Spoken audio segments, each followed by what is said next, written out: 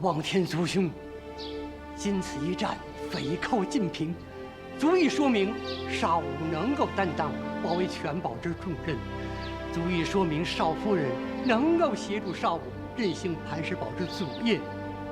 望天族兄，我等4个兄弟在你面前决定了，公推少武贤侄为磐石堡新任堡主。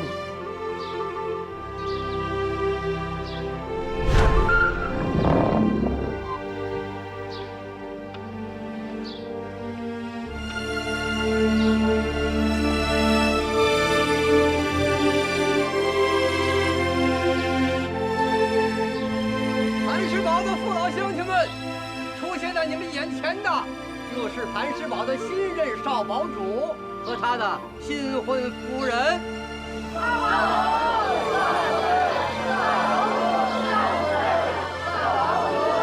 老乡亲们，起来起来！大帅，抬上来！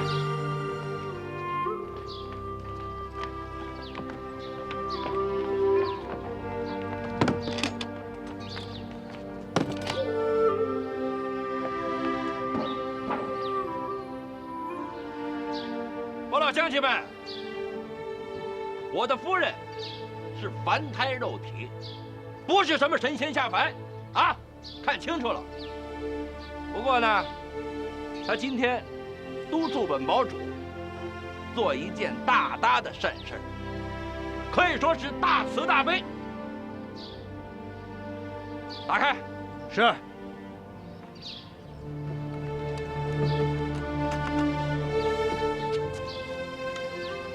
倒出来。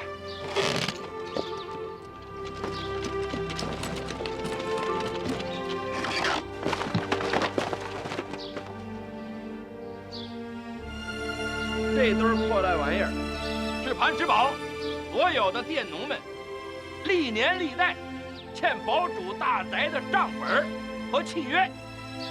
这堆破烂，在我爹的皇历上，像一座座的大山。压着佃户们喘不过气儿，一辈子做牛做马也不得安宁，甚至家破人亡。今天，在我们夫妻眼里，这堆契约就是一堆破烂玩意儿，是一堆罪孽的见证。望天族兄，你看明白了吗？这小两口如此大逆不道，竟连个校服都不曾穿在身上。唉，相煎何急呀，望天族兄，悲哀啊！今天，本堡主当着大家伙的面，烧一把火，烧了这堆破烂，让所有佃农们的苦难和债务从此一笔勾销。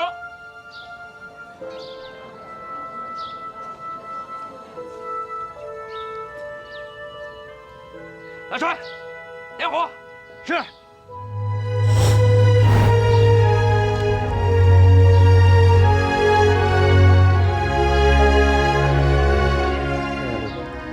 还是把这天变了。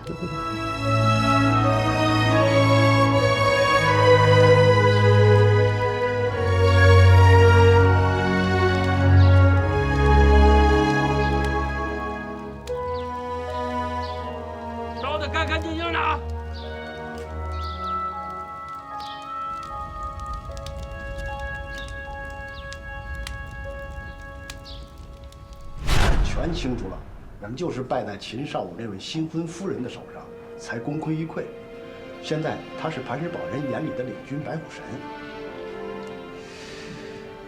一个城里的洋学生，会有这种手段？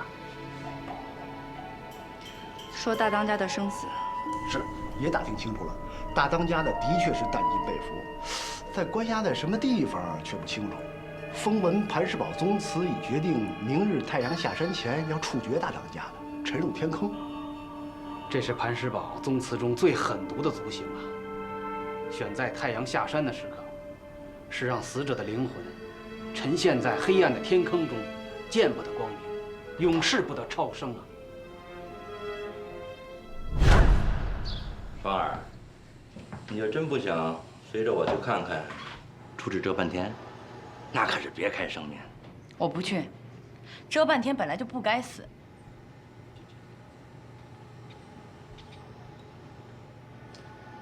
双儿，其实少武的想法是跟你一样的。这半天成为土匪是老堡主逼的，可他现在毕竟是这一代的巨匪，是磐石堡最大的仇人。少武这个新任堡主，既然已经向全堡的民众承诺了要永保太平，他怎么能拗得过族老们，拗得过全堡的民众，不处置这半天呢？你看，宋元都理解我。芳儿，我知道你们红军有政策，抓到俘虏，教育就放了，只要以后不再为恶就行。可磐石堡不行，磐石堡的规矩不是说破就能破的。再说了，谁能保证他这半天日后不是磐石堡的仇人？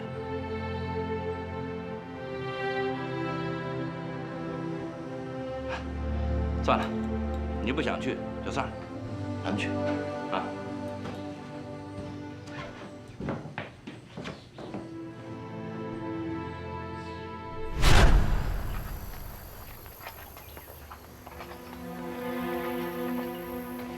干什么的？保安团的。你保安团的来我们这儿干什么呀？我们可是奉了我们方团座的命令，要立刻面见你们堡主。既然是保安团的，随我来吧。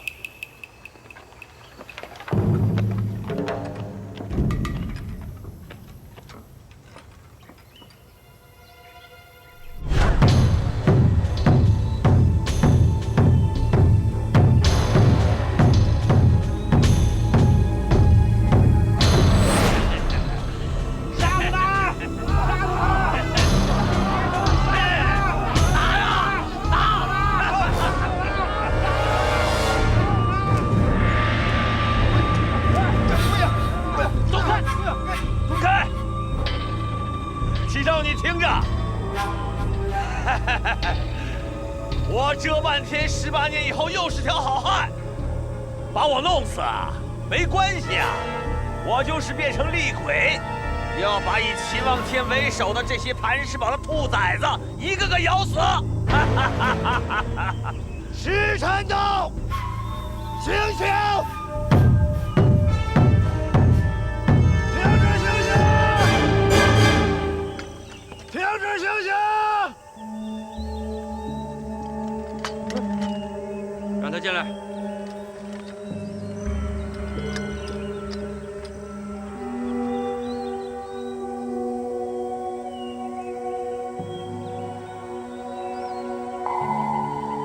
保安团，在下正是保安团团座方七佛麾下的文书马九，堪赶得及时。这是方团座给少堡主下的公文，少堡主可要看仔细了。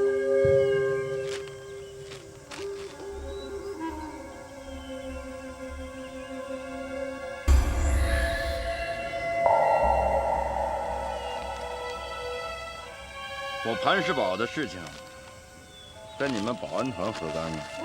方团座料定少堡主必有此问，方团座倒要兄弟问问少堡主，这磐石堡还是不是民国属下的臣民？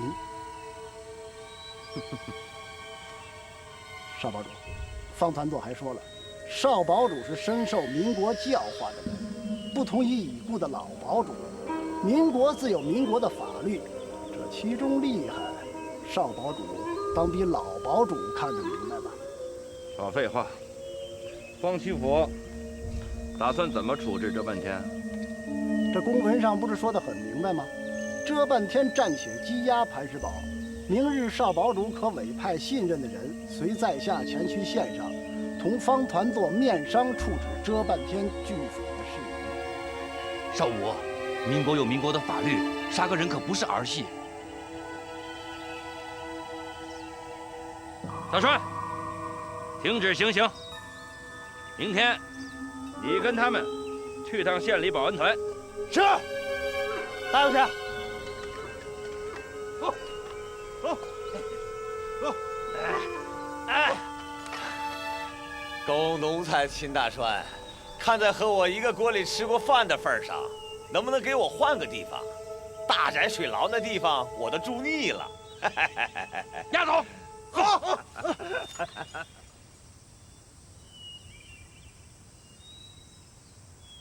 走。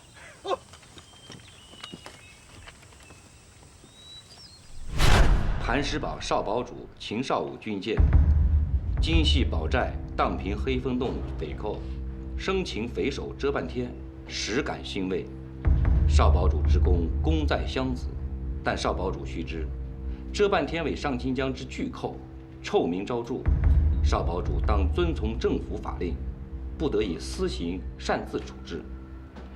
请少堡主指派可代言之人，于数日前往县团防局，议处此案，切。上清江团防局团座方七佛。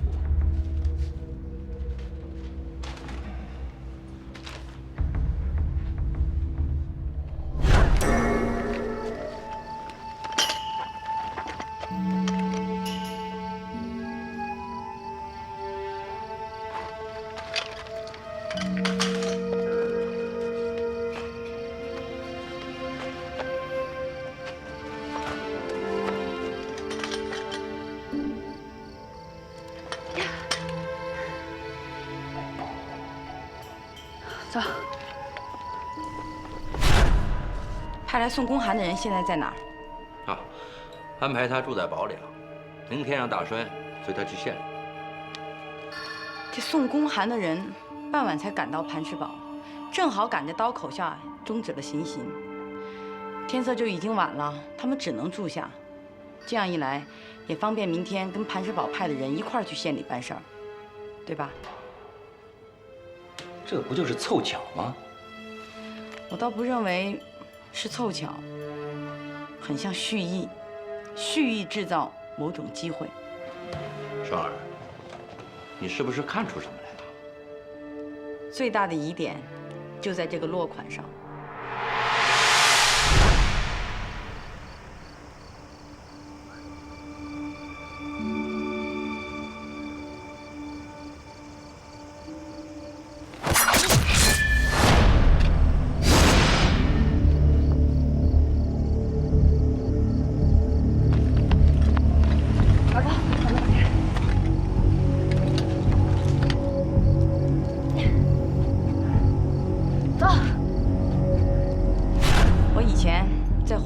机要部门工作过，看过很多白狗子和保安团的公文。这白狗子他是正规军，他对团长以上的长官都统称团座，保安团叫团总。那这份公文，无论是方七佛亲手签的，还是别人代签的，都不应该犯这种习惯性上的错误。对呀，那个送信的，口口声声称方七佛为团座。他们是假的。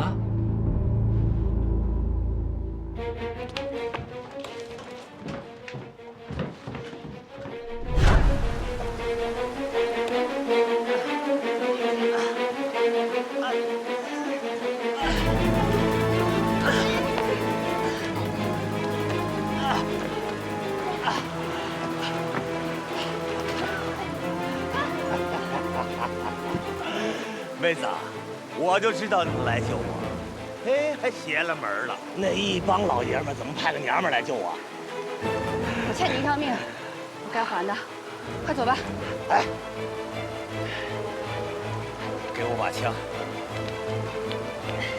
来。哇，大金链盒子啊！还别说，韩世宝真有钱，嘿嘿嘿嘿，他教了我一把，我就教他一把。回头让他号令山贵。行了行了，走吧。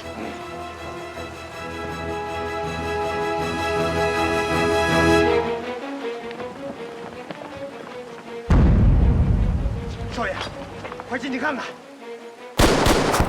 打开！我们被堵住了。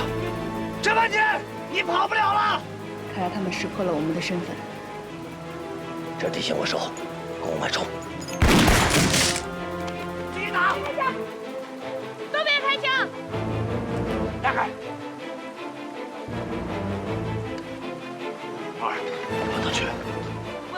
板听说。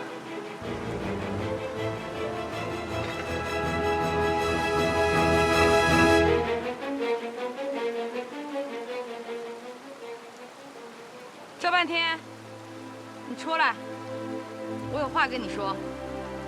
我保证，绝不打黑枪。别开枪！奇怪，这娘们耍什么花招？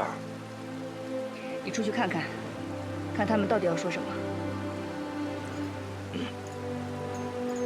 哎！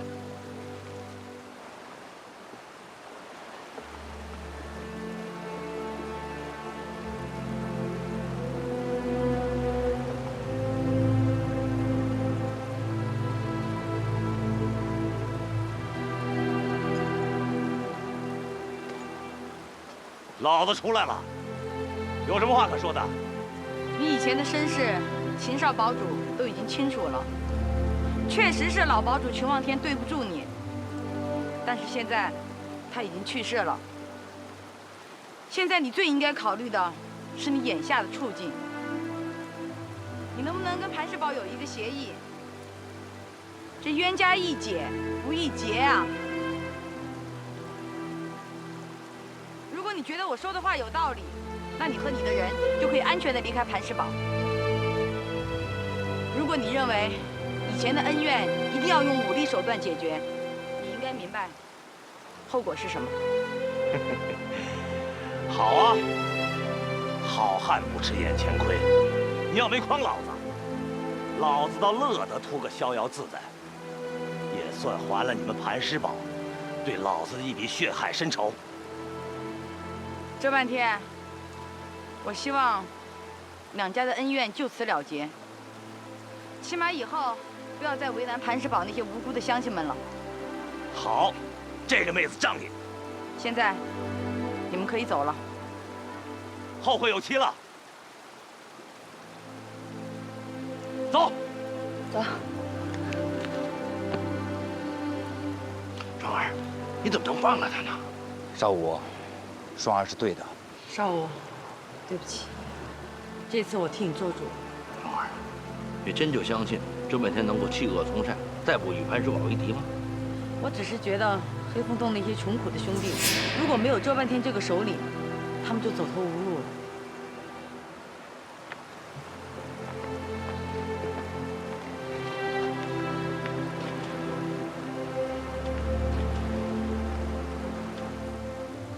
该死的！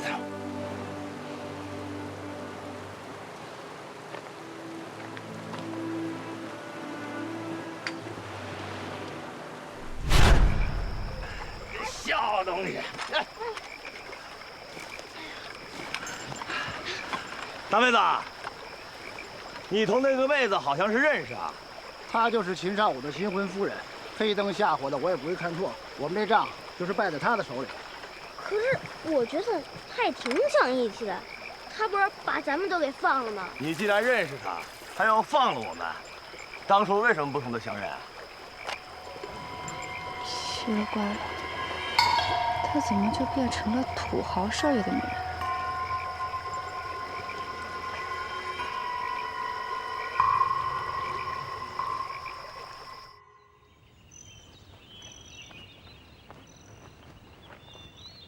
哟，马哥，又下山卖车了。开门，开门，快点，快点，有事！哎，好好，快开门。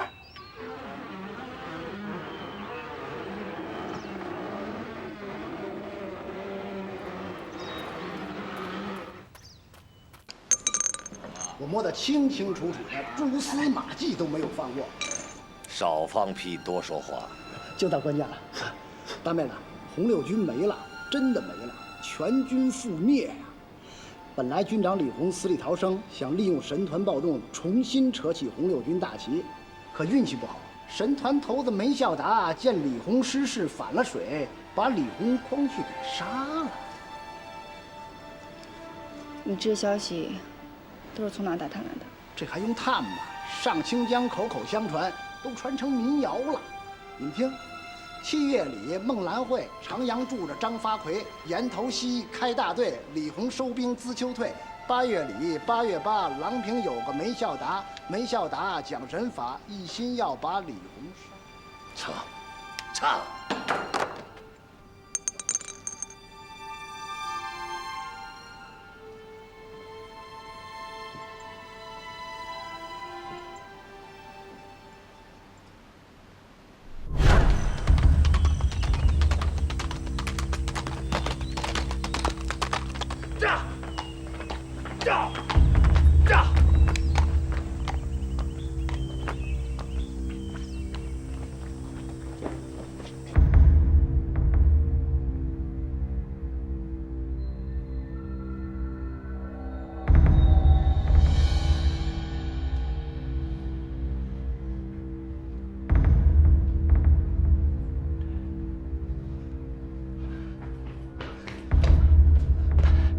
少爷，情况打听清楚了。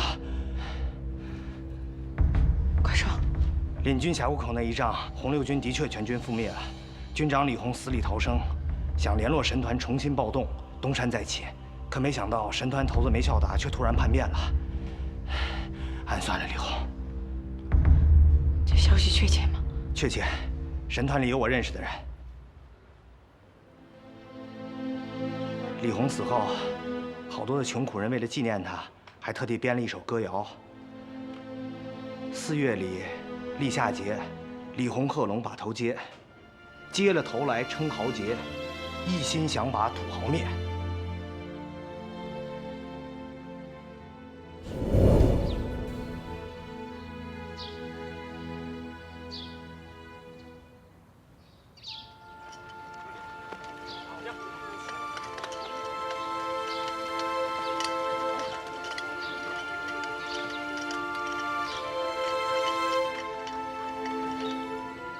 小同志，枪是瞄准敌人的，可不能瞄准自己的同志啊！是。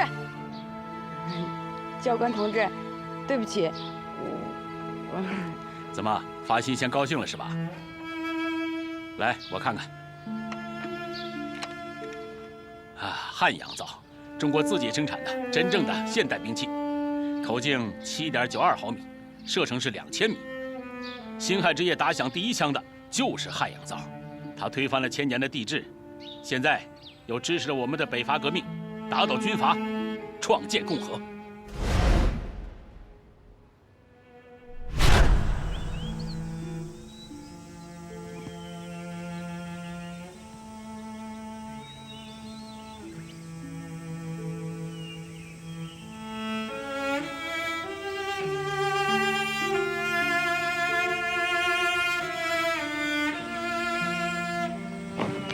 大太，红军没了，他心里难受。去吧。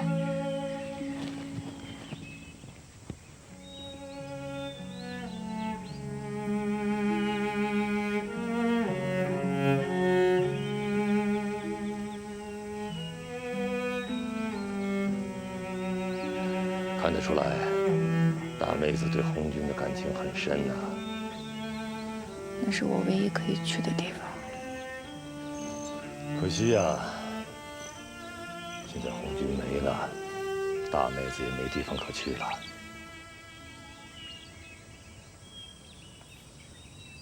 我原本是南洋侨商的女儿，我背离了父亲的决定，没有报考国立武汉大学，报考了黄埔军校武汉分校的女生队。我一心就想成为一个军人。民国16年的武汉是大革命的中心，北伐革命如火如荼。可是没有想到，武汉的国民党很快就背叛了革命，他们杀了很多共产党人。可是军校的女生有很多都是公开的共产党人和进步学生，所以也面临被杀害的危险。双儿，你是共产党吗？那个时候我还不是。那会儿我才16岁，也许是懵懵懂懂，也许是年纪还不够，但是我很想成为一名共产党人。那你是怎么逃出来的？是因为李洪军长奉了贺龙将军的指示，秘密返回上清江，发动红色暴动，他便带上了我。从今天起，我们中国工农红军第6军成立了。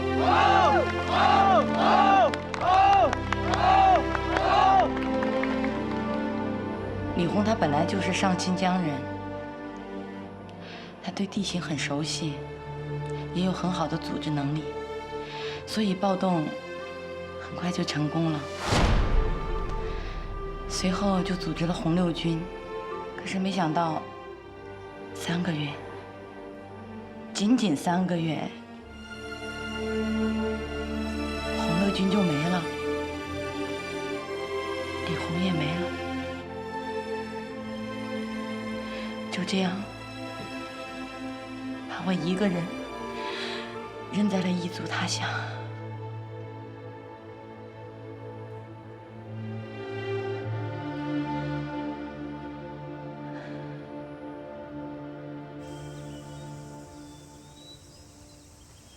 大妹子有什么打算？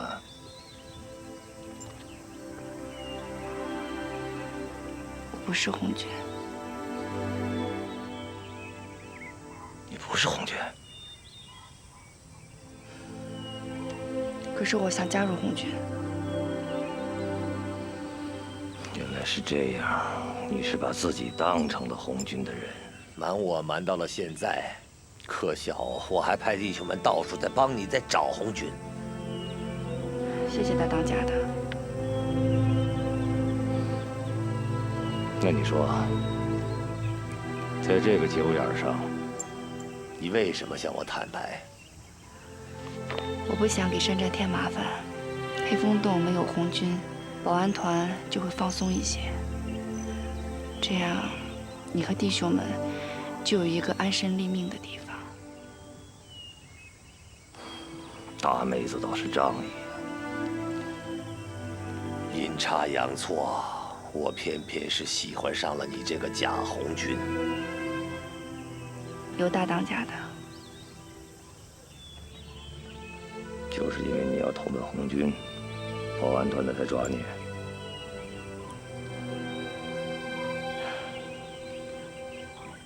我从记事的时候就和父亲相依为命。他是一个猎人，是上清江最好的猎人。他把我当男儿挖养，把他那一身对付野兽的本事都教给了我。他对我说：“有了这身本领，你可以谋生，也可以保护自己，对付恶人。”大妹子的手段，弟兄们是早有领教。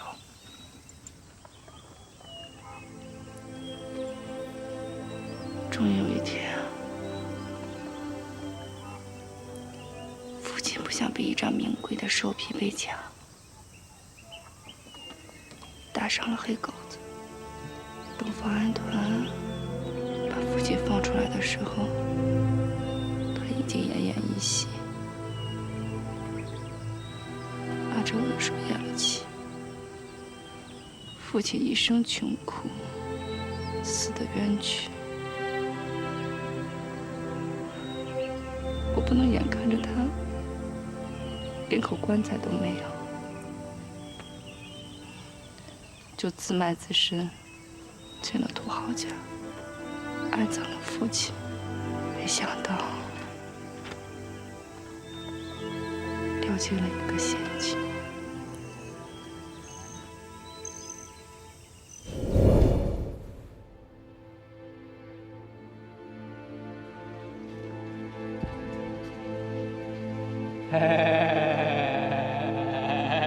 娘了，这就是你男人。那后来呢？后来我才清楚，他们把我买进家，是想让公公帮他们的白痴儿子接种，让我给他们家族延续香火。新娘，你别碰我！你别过来！新娘，你干什么？你干什么？新娘子，走开！这样子打我！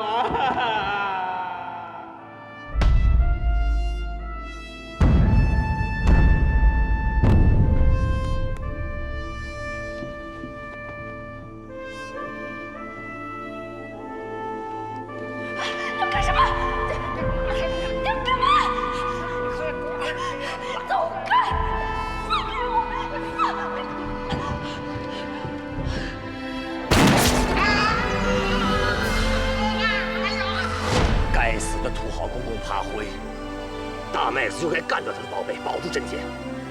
好，大妹子好一个真烈女子。我知道他肯定活不成了，就跑出了他们家，逃进了深山里边。他们报了官，还派家丁去抓我。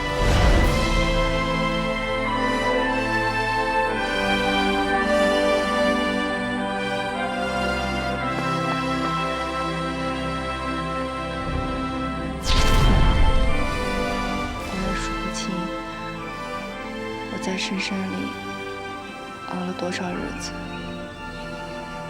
记得那个时候，我特别想我父亲，他不在我身边，我很孤单，很害怕。我觉得继续活下去也没什么意义。这个世界上，我也没有什么可留恋的，就想去阴间找我的父亲。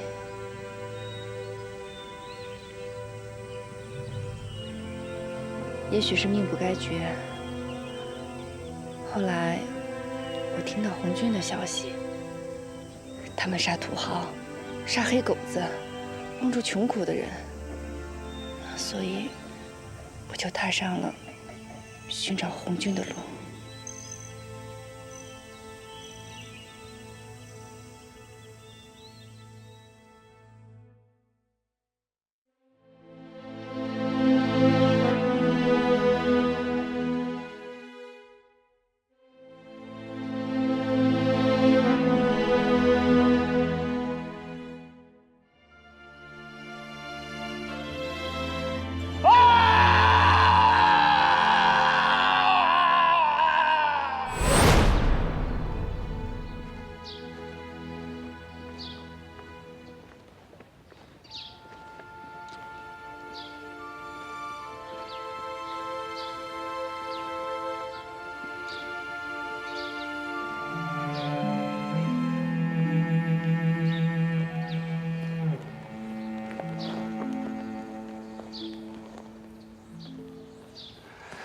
少武啊，你我交往3年，我这还是头一次见你，这心里有事儿，超过了1个时辰都不跟我说。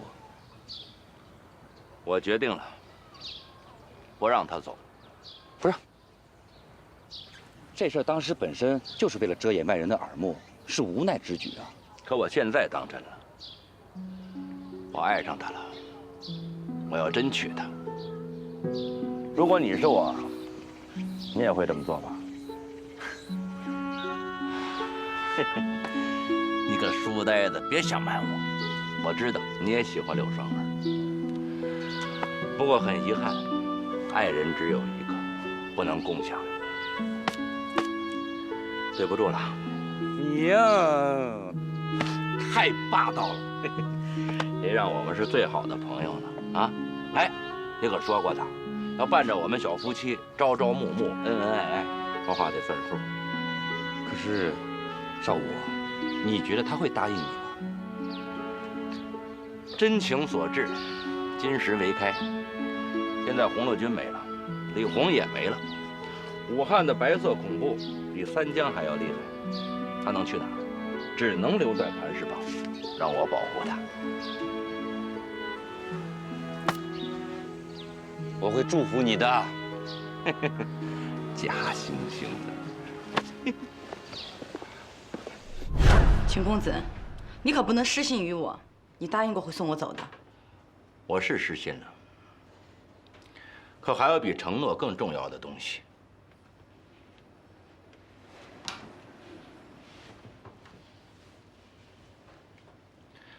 双儿，我爱你。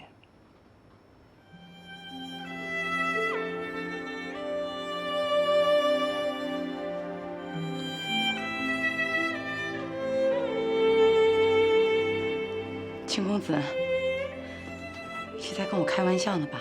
不要再叫我公子。我秦少武虽然是玩世不恭的人，但此时此刻我是真心的，绝无戏言。可是你应该知道，我绝不会放弃我的信仰和决心。我知道，我尊重。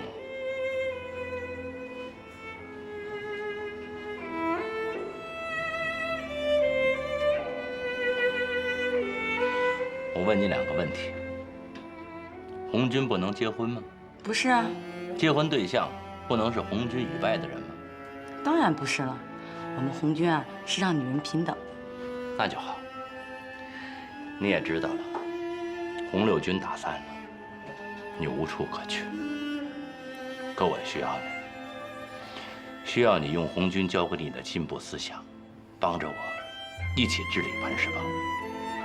就像你们红军宣扬的那样，打破一切封建制度，建立一个新世界。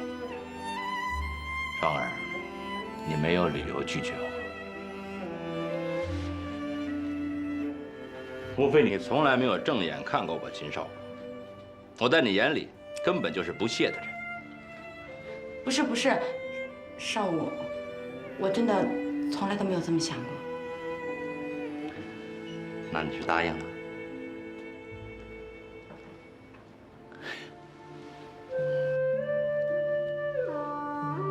我也答应你。有一天红军来了，我绝不拦着你。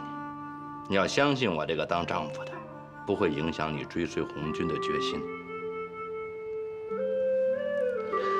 从今天开始，我们就是真夫妻了。少堡主，少堡主，少奶奶，这是少堡主给您准备的茉莉花。少奶奶，您还不知道呢吧？我们磐石堡祖传有个规矩，凡是嫁入磐石堡的新娘，都要用这茉莉花浸泡身子，以表对丈夫的忠贞。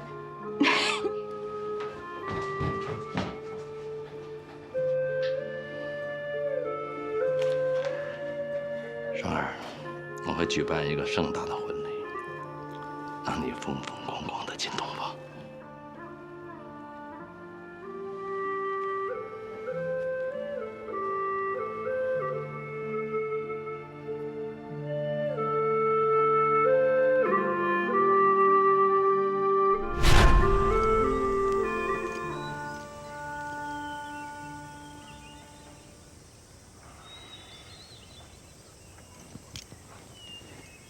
无情未必真英雄，只因未到伤心处啊！大当家的宣泄够了？你个酸秀才，让兄弟见笑了。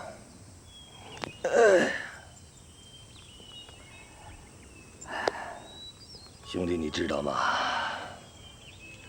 我自打立好这半天，这心就死了。可这大妹子的身世，同我的身世，我无福啊，留不住她。当留则留啊！老大还有机会。这妹子命中注定，当是老大的女人呐！屁！收起你那套破卦！我当不了磐石堡的堡主，连个黑风洞也是朝夕不保。你说那些有个球用啊？老大，这些现在都不重要，重要的是老大的心胸和胆气。你是说，让我也跟那个妹子用枪？非也呀！老大，你我兄弟都错看这妹子了。强留是下策，荣华富贵也绝非上策。上策是黑风洞这几百号苦难的弟兄。老大若是有胆气，就晓之以理，动之以情，以身世感动身世，以苦难唤醒苦难。老大若是有心胸，就当把这黑风洞几百号兄弟的命运交到他手上。如果这最后一招还留不住他，你把兄弟我这颗项上人头拿去。老二，你是说把黑风洞那几百条兄弟的命都交到他的手上？对，把黑风洞交给他，有前途啊！可那妹子不是红军，不是红军。照这么说，他冒名隐瞒了咱们兄弟这么长时间。让一个个普通的山妹子。老二，你还鼓动我把几百号兄弟的命交到他手上吗？交。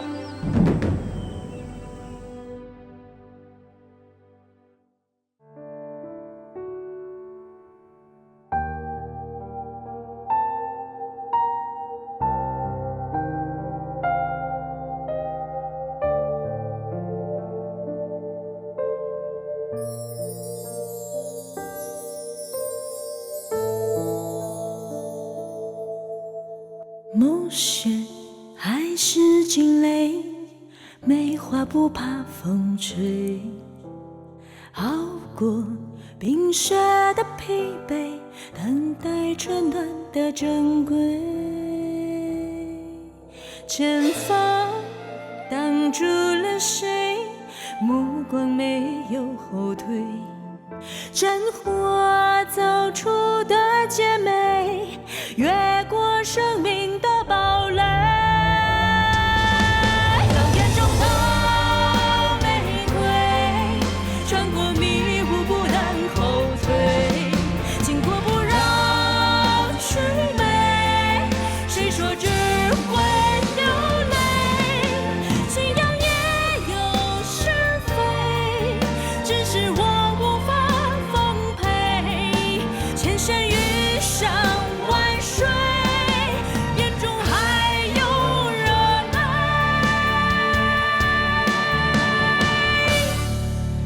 还有热爱。